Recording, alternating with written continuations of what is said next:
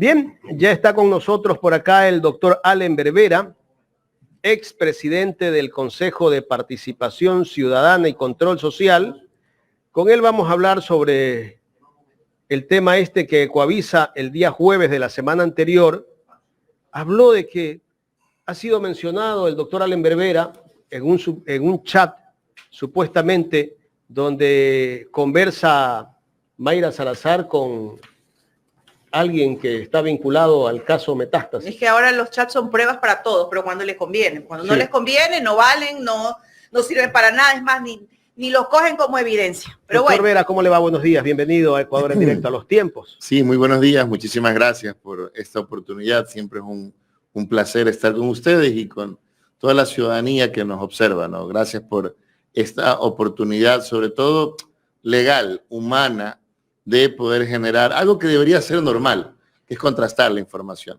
Yo creo que eso también es la medida de un medio serio, de personas que quieren ejercer el periodismo de forma honesta y sobre todo quitar este lastre de odio que tanto ha hecho daño al país. Yo creo que la desinformación, el odio generado a través de algunos medios que se consideran de información es lo que ha destruido, y la mentira. Entonces, muchísimas gracias por esta oportunidad. Lo primero que le quiero preguntar, Allenberg, es si usted ya ha pedido la réplica a Ecuavisa. Sí, así es. Saben, cualquier persona, bueno, quienes no conocen la ciudadanía, cuando un medio miente, en este caso cuando miente de forma tan terrible, ¿no? De una forma tan descarada, el derecho concibe dos acciones. Una, que es el ejercicio de un derecho a réplica. El mismo viernes solicité a Ecuavisa 2 réplicas porque lo difundieron tanto el día jueves como el día viernes, y además hemos solicitado a la Fiscalía el audio y el video original, las personas que redactaron esta noticia. Esto es importantísimo, porque claro, ¿no? el periodista que lee el prompter, para las personas que no saben qué es un prompter, es una pantalla que está ahí, el periodista lo lee, muchas veces pues no puede no leerlo. Sin embargo, esto no significa que no tenga responsabilidad, ¿no? Porque si en el prompter dice alguna barbaridad, el periodista pues tiene que negarse a leerlo aquello. Y esto quiero ser enfático. No conozco a Daniel Salcedo, no conozco a Mayra Salazar. Nunca en mi vida ni siquiera he tenido ningún tipo de vínculo académico, profesional, personal. Es más, podría decir hasta que no creo que hayamos coincidido en ningún lugar. Y esto es completamente falso. Y que Ecuavisa haya salido a decir, porque fue Ecuavisa, no fue la fiscal general del Estado, a decir que somos amigos, que hay algún tipo de incidencia en mi elección como consejero o en mi presidencia dentro del Consejo, es una barbaridad sin nombre. Se desconoce o se ignora cuál es la dinámica del Consejo, y lo que refleja es que alguien pues quiso hacer daño, alguien quiso manchar mi buen nombre y el de mi familia, y no lo van a conseguir, pues, por supuesto. ¿Y en qué se basa, doctor Allen Berbera, este reportaje de Ecuavisa? ¿A qué alegan ellos? Mire, yo... Si podemos rodar el reportaje. Por supuesto. Lo tenemos el reportaje, Jorge. Allen Berbera, expresidente del Consejo de Participación Ciudadana y miembro de la Liga Azul, y Daniel Salcedo eran amigos. Lo dijo la fiscal general Diana Salazar el martes cuando presentó el caso Purga. La fiscal contó que Salcedo impulsó a Vera en su camino a la presidencia del Consejo y dio detalles durante la audiencia de formulación de cargos. Ella habló de una conversación entre Salcedo y Mayra Salazar, ex asesora de la presidencia de la Corte Provincial de Justicia de Guayas, que encontró en el teléfono de Salazar. Conversación mantenida en un sistema de mensajería llamado Sanji, que ofrece privacidad y anonimato para sus usuarios. Él funge de relacionista público. Le dice a Mayra Salazar que quiere que la presidenta de la Corte del Guayas, Fabiola Gallardo, conozca a 2 candidatos que tienen para la presidencia del CPCCS, y resalta que el más opcionado es el ex abogado del expresidente Rafael Correa, Allen Berbera. 12 días después del 15 de mayo, Vera ganó, en efecto, la presidencia del Consejo. Apenas asumió el cargo, dio paso a una investigación contra la fiscal que el Pleno de la institución aprobó el 4 de julio. Este proceso se dio tras un informe realizado por la Secretaría de Transparencia del mismo Consejo de Participación por el supuesto plagio de su tesis. La denuncia escaló incluso a una investigación dentro de la Universidad Central que concluyó que la fiscal sí hizo el trabajo. Vera no está procesado en el caso Purga, pero sí fue destituido por la Corte Constitucional tras la intención de evaluar el proceso en el que ellos fueron posesionados e irse en contra del dictamen de esa Corte. ¿Cuál es la intención del medio, doctor? Mire, la verdad, eso habrá que preguntárselo. Vamos a hacer acciones, evidentemente, las legales, porque y lo digo sin ningún tipo o sea, porque finalmente lo que el medio debe de hacer es pedir disculpas. No se puede lanzar una mentira así, de una forma tan abierta, de forma tan lasciva. No sé, no quisiera utilizar otras situaciones subjetivas. No se puede mentir así. Sobre todo que es una mentira que causa daño. ¿Por qué? Porque evidentemente me pretenden relacionar con personas que están investigadas con grupos de organizaciones criminales, organizaciones delincuenciales, que por supuesto tendrán que probarse eso en procesos y demás.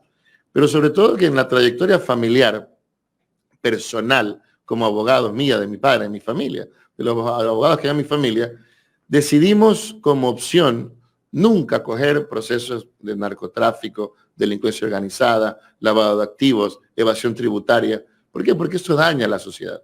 Entonces, como una marca personal, todos quienes nos conocen saben que no llevamos este tipo de procesos, pese a que evidentemente tienen el derecho humano a la defensa y demás, pero siempre ha sido una opción personal. ¿Y cuál es el problema? Siguiendo con esa línea, que eso es lo único que existe en el proceso. Y lo entrego. Esto fue lo que leyó la fiscal general del Estado. Y nuevamente Coavisa quiere crear un problema inexistente. O sea, hablamos que esa narrativa no existe. La fiscal jamás mencionó que entre usted y Salcedo y Salazar haya habido algún tipo de conversación. Jamás, jamás. La fiscal general del Estado, yo como abogado, que nosotros somos juristas, me quedé escuchando esa audiencia que duró prácticamente hasta las 5 de la mañana. Y hay una parte que lo he traído para que lo revisen. Eso es el informe policial que está en el cuerpo 490. Son 500 cuerpos que tiene este proceso. Ese está en el cuerpo 490, en la foja, no sé, pues casi 50,000, 49,000 y pico. ¿Y qué dice eso expresamente? Eso fue lo único que leyó la fiscal general del Estado. A ver, démosle lectura. Sí, por supuesto. Démosle lectura a lo que dice aquí. Página 5, mensaje de 3 de mayo del 2023, el usuario El Bello. Ojo, que ellos tenían sobrenombres, así que básicamente nosotros no vamos a saber quién es El Bello, ¿no? A quienes ellos hacen alusión. En el contexto de la conversación le indica al usuario. Asimismo es que quiere presentarle a la amiga, a la persona que va de presidente del Consejo de Participación Ciudadana y Control Social, que tienen 2 candidatos para poner, pero que el más opcionado es Allen Vera. Yo quiero, antes de seguir con el doctor Vera, decir algo. Todos los seres humanos en general, cuando conversamos, todos podemos decir o nombrar, decir, ¿quién te parece que va a ser el más opcionado? ¿No? O sea, es un comentario. Es un comentario. Y no es que los estoy defendiendo a estos señores si son o no delincuentes. Pero ahí, aquí no dice nada de que es amigo. Quiero dejar claro esto, porque no es que estoy defendiendo a ningún delincuente. Es que se ha valido de muchas menciones o muchas personas a las que ellos les han puesto el ojo para traerlas o de pronto querer conversar o tener un vínculo, que se las está metiendo en estos casos y que se está perjudicando. Así que en general, la prensa tiene que ser muy cautelosa, porque una cosa es que yo diga, oye, ¿qué te parece si buscamos el contacto de, porque creo que es el más opcionado y que va a ganar? Porque ellos han tratado de vincular y de atraer mucha gente de distintas formas, a decir que ellos son parte de, y eso tenemos responsabilidad la prensa. Por favor, hay que ser bastante juicioso con aquello. Doctor, bien, entonces, este es el único extracto, por así decirlo, de la conversación donde lo nombran, no hay más. No solo eso, el día martes en la madrugada, que fue la audiencia de formulación de cargos, la doctora Diana Salazar, fiscal general del Estado, lo único que leyó fue esto. No dice que seamos amigos, no dice que me ayudaron o que alguien ayudó para conseguir la presidencia. ¿Y qué es lo que busca Coavisa? Que nuevamente exista una confrontación con la fiscal general del Estado. Y no lo van a conseguir, porque es un relato más mentiroso.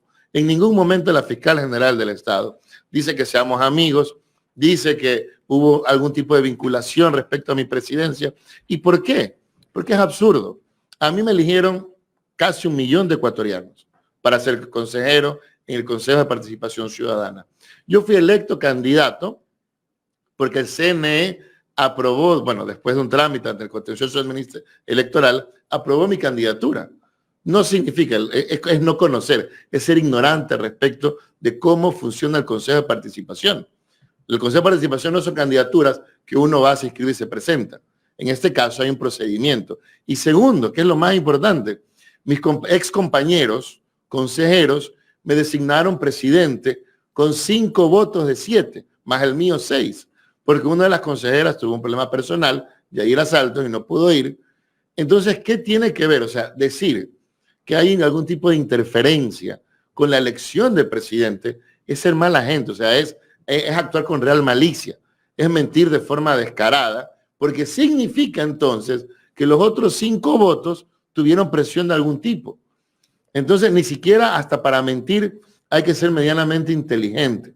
Y en este caso, es una mentira descarada que sobre todo tiene una carga de maldad, de real malicia, como lo denomina la jurisprudencia internacional, porque están mintiendo y en algo que no tiene sentido.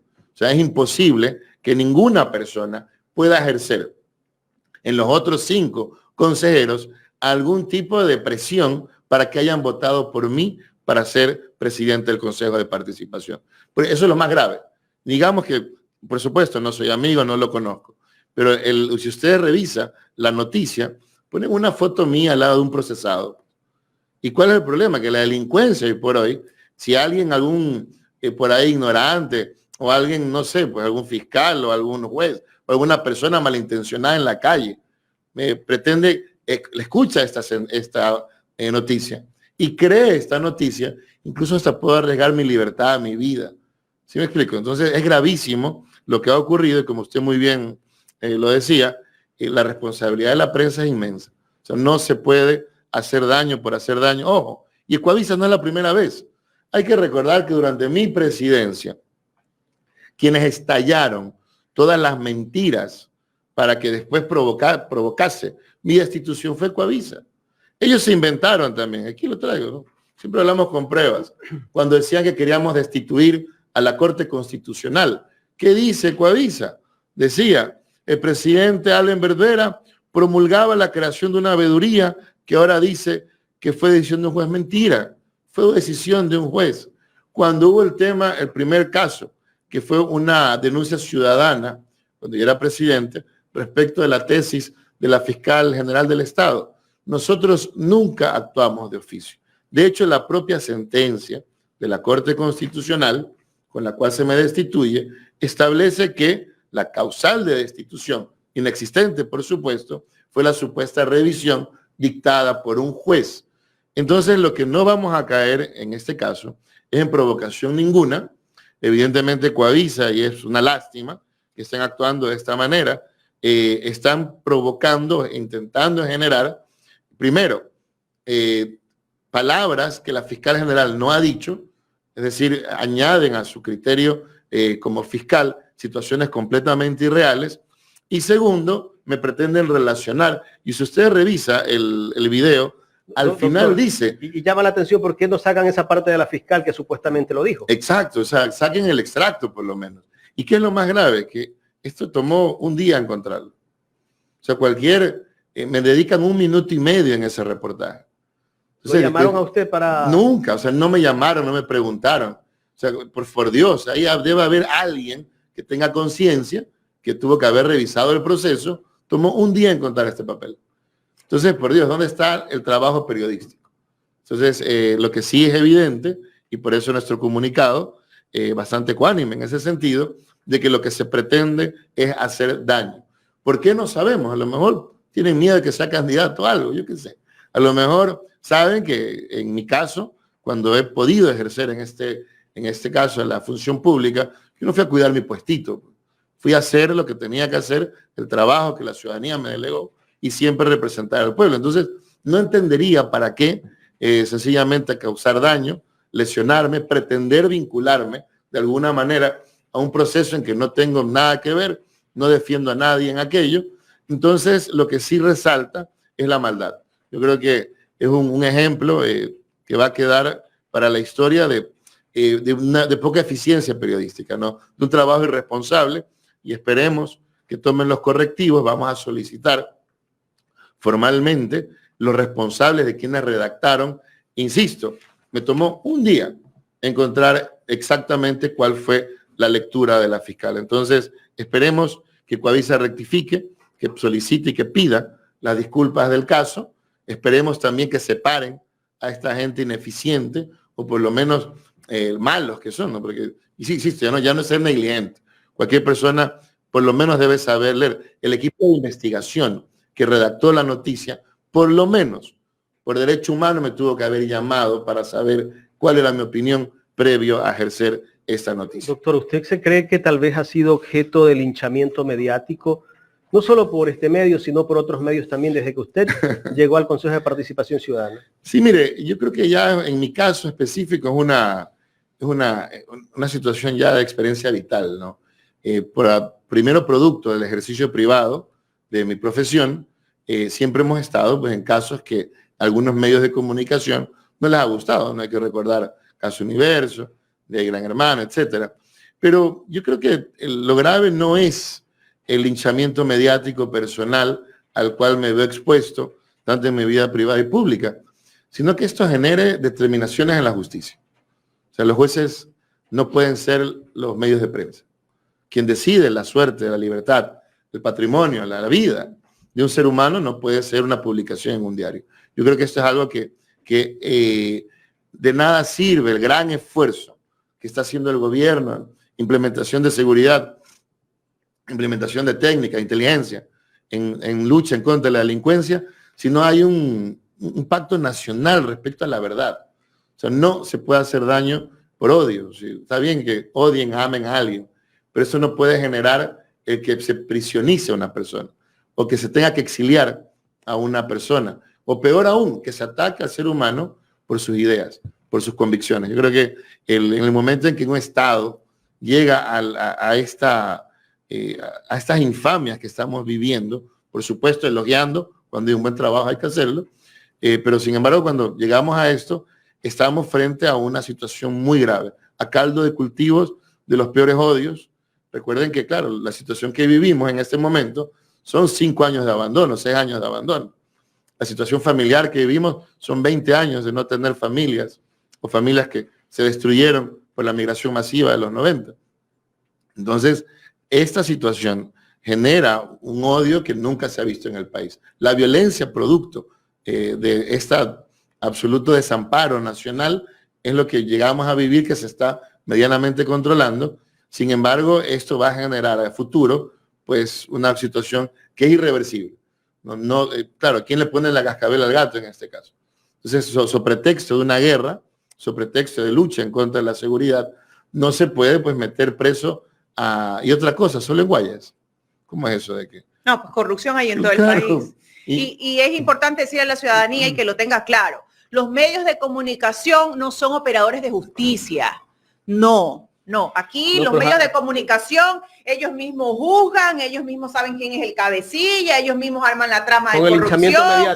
Ellos son todo. Ellos saben quién fue, cómo fue, dónde fue, poco más, y parece que ellos fueron parte de de qué lado está. Y mire, y disculpe que interrumpa ahí, ojo, del lado que estén, porque también se aplaudía mucho a ciertos medios digitales, que son una basura, ¿no? Finalmente, cuando estaban en contra de cierto político. En ningún caso tienen que hacerlo. Es decir, la justicia existe, la legalidad existe. Los jueces y fiscales son los encargados de la justicia, no los medios. Y esto es grave. Cuando el poder legal es ocupado por otro poder fáctico, sacarlo es muy complicado. Entonces, sí, yo debería hacer un llamado, y esto debería ser una promoción cívica nacional de cautela y calma. O sea, no se puede destruir la vida de una persona. Y ojo, no se le está imputando un delito de estafa, de que se llevó un dinero. Se le está instruyendo por grupo de delincuencia organizada, por sicariato, por asesinato, por tráfico de drogas. Entonces es algo que destruye la vida, es algo que no va a salir sencillamente del estigma, que es lamentable, no debería existirlo, pero existe socialmente. Entonces es una situación gravísima. Y solo quería terminar, creo que se nos está acabando el tiempo. Y es grave, ¿por qué? Porque desde que me destituyeron de forma ilegal, en octubre, el 6 de octubre, recuerden, del año pasado, yo me he dedicado a mi libre ejercicio. Estamos nuevamente ejerciendo la profesión. De hecho, esto quería anunciarlo. Hemos abierto un centro cultural comunitario en el barrio Centenario. Estamos rescatando nuevamente el sur de Guayaquil, justamente promoviendo actividades culturales. Y a esto es lo que deberíamos dedicarnos las personas, o sea, seguir en tu actividad personal, en tu actividad particular, y no estar defendiéndome primero de algo que no existe, de algo que no he hecho, y de situaciones que son completamente irreales, y sobre todo, que la fiscal ni siquiera lo dijo. Es decir, Ecuavisa asume o de forma maliciosa pretende generar un relato inexistente que puede provocar en este caso un grave daño.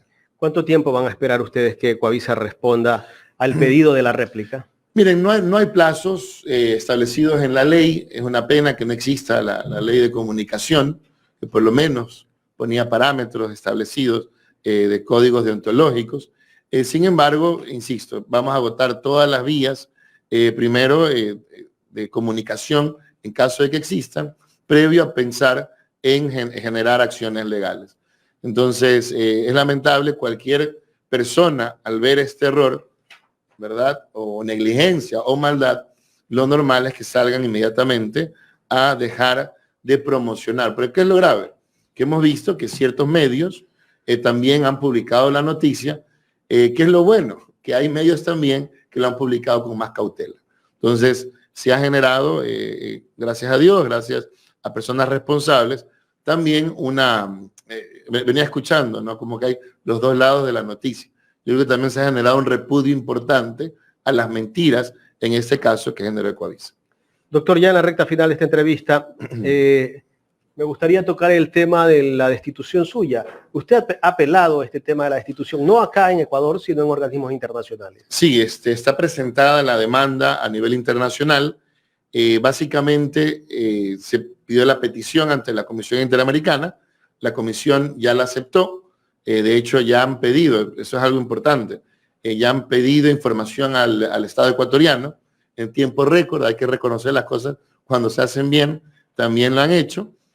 Sin embargo, son procesos que toman un tiempo habitualmente largo. Entonces sabemos que ya notificaron al Estado para que den información respecto de mi destitución, y eso es un procedimiento que va a seguir. No he hecho, y a propósito, tengo que decirlo con la ciudadanía, más publicidad de aquello, porque entiendo que la situación del país en este momento nos tiene que unir en otras cosas. Entonces, las cuestiones personales, por supuesto, mi destitución fue ilegal, inconstitucional y demás. Sin embargo, creo que es momento de priorizar la seguridad, priorizar el ánimo nacional, de buscar soluciones en conjunto. Entonces, igual los procesos continúan. No se ha cuantificado ningún daño todavía. Eso va en una segunda fase. En este momento, la comisión está pidiendo información. De ahí hay una fase de mesas de diálogo y después ya la fase de juicio ante la Corte Interamericana. Entonces, ¿cuánto tiempo tomará esto? Hay casos que han durado, imagínense, el caso de la destitución del Congreso, lleva ya creo que 17 años, ¿no? Entonces hay casos que pueden durar un promedio de 4 años en adelante. Y si determinan que se violaron derechos constitucionales, ¿qué puede pasar allí? En este caso, lo que se va a solicitar eventualmente es un desagravio, evidentemente, las disculpas de las instituciones involucradas, en este caso la Corte Constitucional, y esto debe tener también pues algún tipo de reparación, ya sea de índole patrimonial, económica, y sobre todo lo que para mí lo importante, que lo estoy solicitando en mi demanda, es que se restituya el derecho ciudadano sobre opinar. Recuerden que lo grave de esta sentencia de la Corte Constitucional, ¿verdad? Que ellos lo llaman auto de seguimiento, no es mi destitución, que es ilegal, no me destituyen solo a mí por una decisión colectiva y por cumplir la orden de un juez, sino que al final de la sentencia establece que cualquier ciudadano está sometido a sanciones en caso de que cualquier autoridad determine que hay un incumplimiento a la sentencia. Entonces mañana, pues, algún ciudadano que hable mal del Trujillato, que opine sobre esta época oscura y terrible del país, pues puede estar sometido a un proceso. Entonces creo que la gravedad y la lesión en los derechos de ciudadanía es lo más importante que debe revisar la Corte Interamericana. Imagínense, y da hasta risa, ¿no? Porque si nos ponemos a ver cuánta gente está inconforme de lo que hizo el Trujillato, de las acciones que se dan en este país, estaríamos todos presos. Mire, ¿no? yo con esto termino. Lo que está pasando ahora tiene un antes y un después. El país no estaba así hasta después del Consejo Transitorio del Trujillato. Las autoridades, y esto debería haber más claridad política en esto, si se quiere generar una reforma a nivel judicial, a nivel electoral, a nivel cual que sea, que no sea golpe y porrazo, que se haga una consulta popular, que se hagan los medios democráticos. Si se quiere decir, ¿sabe qué? Todos los jueces son corruptos, pues los eligieron en el Trujillato, la última camada. Si se quiere decir, no, las elecciones, el modelo de Estado no funciona, es el que le decidieron después del Trujillato. Así es. Seamos serios, hagamos una consulta popular. ¿Quieren otra reforma a la justicia íntegra? Califiquen a los jueces. Lo que no se puede decir, ojo, quienes decidieron a esos jueces, ahora son los abogados de los mismos jueces. Y entonces, decidieron a dedo, ojo, que quede claro, exacto. que ni siquiera fue por méritos. Entonces ahí hay que ser serios. Siempre hay que elegir entre el camino fácil o el correcto. El correcto no falla, que es la ley. Y en este caso, si se quiere hacer una reforma real a nivel de justicia, a nivel electoral, a nivel de participación ciudadana, así que se hagan las reformas legales primero. Pero no se induzca a decir, no, todos son corruptos, los metemos presos, están presos, después salen y finalmente pongo a quien me da la gana en la institución que yo quiera en este momento cooptar para cierto beneficio de ciertas personas, ¿no? Doctor, queremos agradecerle por haber aceptado conversar con nosotros aquí en Ecuador en Directo. Muchísimas gracias a ustedes y a la ciudadanía. Vamos a seguir trabajando desde nuestra trinchera, que en este momento es el libre ejercicio, insisto. Invito a toda la ciudadanía también a este nuevo centro cultural comunitario. Está en Salcedo y Maracaibo. Lleva el nombre de mi abuelo, Allen Berbera Alcíbar, no es mi nombre, como falsamente ha salido por ahí también. Y es un lugar de esparcimiento para jóvenes, para adultos mayores, y recuperar lo que antes teníamos, ¿no? Los quienes crecimos en el barrio, que teníamos un lugar en un barrio para poder disfrutarlo. Muchísimas gracias al doctor Allen Berbera, expresidente del Consejo de Participación Ciudadana y Control Social. Ahí están las cosas de este país, las cosas de Ripley, de la prensa, ¿no? De la prensa corporativa, como le decía usted en la mañana, mi querido. Bueno, en este licenciado. país se sentencia desde los medios de comunicación. No, pues ellos son, desde allí ellos empiezan son las fiscales, sentencias. ellos son jueces, ellos son peritos. Sí. Ellos te investigan y te dicen a quién hay que sentenciar y desaparecer del mapa político.